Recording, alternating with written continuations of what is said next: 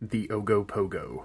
For those of you not from Canada, you might hear that word and be like, well, that kind of sounds a little silly. And yes, the name is a little bit silly, in my humble opinion. However, the Ogopogo is a lake monster, and it is a lake monster that's been seen for centuries. Found in Lake Okanagan, British Columbia, Canada. This creature is described to be serpentine in nature, with some reports making it seem a little bit more like a plesiosaur, but those are kind of tossed out the window. As far as I can tell, those are usually only reports that have happened after the Loch Ness Monster kind of got famous. So those we just chalk up to being Loch Ness copies. But this critter has been around long before Loch Ness became super famous worldwide. More often than not, it's described at about 49 foot long, which is crazy that we have 49 foot and not 50 foot.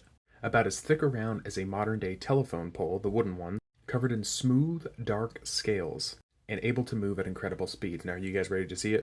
Boom, baby, there it is. No, in all seriousness, it has been kind of turned into a little bit of a touristy thing. But look, if you've got to deal with a lake monster and you can't make a little bit of money off the tourism aspect of it, I don't know what you're doing. Now, like I said, there is an oral history around the area from the native peoples that live on the lake and have lived there for, like I said, centuries, if not millennia. And even skeptics have actually researched into it and realized, no, they are talking about some sort of lake monster. Now, in 1855, there was the first ever account of a non-native person.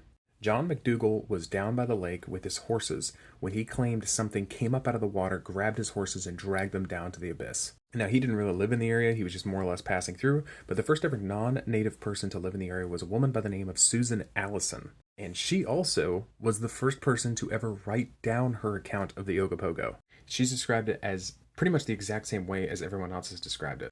Long, dark, serpentine, and aggressive. Now, since then, it has been cited numerous times throughout the centuries, and even smaller versions of it, which the locals have taken to call Ogopups. Kind of like puppies. It's kind of cute in my opinion. And then in the 1980s, the local tourism board actually offered a cash reward for any pictures or video or evidence that the thing existed, and Greenpeace actually argued to have it listed as an endangered species. Which I'm not the biggest fan of Greenpeace, which maybe I'll get into in a different video, but broken clock, right twice a day, all that. And the most recent sighting was actually back last year, June of 2024. Now, of course, going back to that skeptic, he has said several times that it is probably not a giant snake monster, which honestly probably isn't, but he likes to claim that it was a misidentified waterfowl or otter or maybe even a sturgeon. To me, that goes back to the whole thing like I said about Jeremy Wade. We go into places that we don't live in, our families are not from, and we say, no, it couldn't possibly be what you say that you've seen and your family say that they've seen for millennia. It has to be something else. Which, I don't know, to me kind of stinks to me. Not to get too woke on you guys or anything. But what do you guys think? Is the Ogopogo real? Is it a giant lake monster or some misidentified living creature that we know of? Let me know down in the comments below, and I'll see you guys in the next one. Bye.